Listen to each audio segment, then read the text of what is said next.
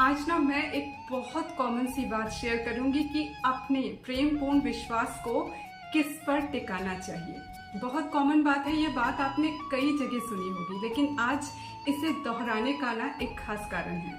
ये कारण ये है ना कि हम अक्सर कई बातें सुन लेते हैं लेकिन उसे दिमाग में रजिस्टर नहीं करते। लेकिन बात अगर विश्वास की हो ना तो दिमाग में रजिस्टर करना बहुत ज़रूरी हो जाता है। पता है क्यों? क्योंकि विश्वास में इलेक्ट्रोमैग्नेटिक एनर्जी होती है और ये एनर्जी आपको बना भी सकती है, आपको बिगाड़ भी सकती है। तो चलिए देखते हैं कि अपने प्रेमपूर्ण विश्वास को कैसे व्यक्ति पर टिकाना चाहिए। विश्वास की इस बात को समझने के लिए ना एक रस्सी का एग्जाम्पल लेते हैं। एक रस्सी में जैसे 3 पार्ट्स होते हैं, उन्हें हम आपस में गूंथते हैं ना, गूंथ करके उसको स्ट्रॉन्ग बनाते हैं। ठीक उसी तरह आपको देखना होगा कि जिस पर आप विश्वास टिका रहे हैं वो इंसान आपके मुस्कान के पीछे के दर्द को समझता है कि नहीं, पहली बात। दूसरी बात, आपको देखना होगा कि वो इंसान आपके क्रोध के पीछे के प्रेम को समझता है कि नहीं। और तीसरा, आपको देखना होगा कि वो इंसान आपके मौन के पीछे के उबाल को समझता है कि नहीं।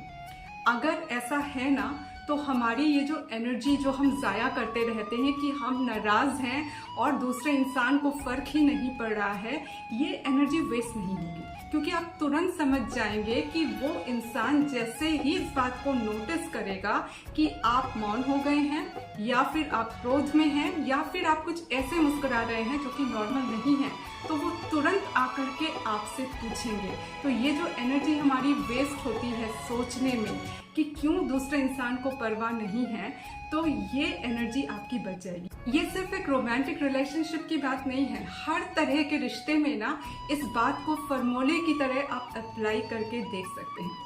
और पता है, विश्वास को बचाना और भी ज़रूरी हो जाता है, क्योंकि विश्वास जब एक इंसान का टूटता है ना तो वो दूसरों के विश्वास भी तोड़ने लग जाता है, क्योंकि वो समझता है कि दुनिया ऐसी ही है।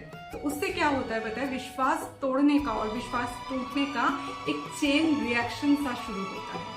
एक चेन रिएक्शन की तरह ये सोसाइटी में फैलता है। और प्रकृति तो माँ है, वो हमें छोड़कर कहीं भाग भी नहीं सकती, वो हमको धारण किए हुए है। तो हम जो भी नेगेटिव्स देंगे वो उसे एक्सेप्ट करती है। तो हमारे ज़रिए प्रकृति में कोई गलत वाइब्रेशन न जाए और हम सही पॉजिटिव वाइब्रेशन का जरिया बने रहें, इसके लिए हमें ही सतर्क होना होगा ना। तो इसके लिए हमें समझना होगा कि हमें अपने प्रेमपूर्ण विश्वास को कहाँ टिकाना है। सही जगह विश्वास को टिकाने से ना हम भी बचे रहेंगे, हमारी एनर्जी बची रहेगी और नेचर में भी गलत वाइब्रेशन जाने से बचेगा। ये एक फार्मूला हमारी एनर्जी को काफ़ी हद तक सेव कर सकता है।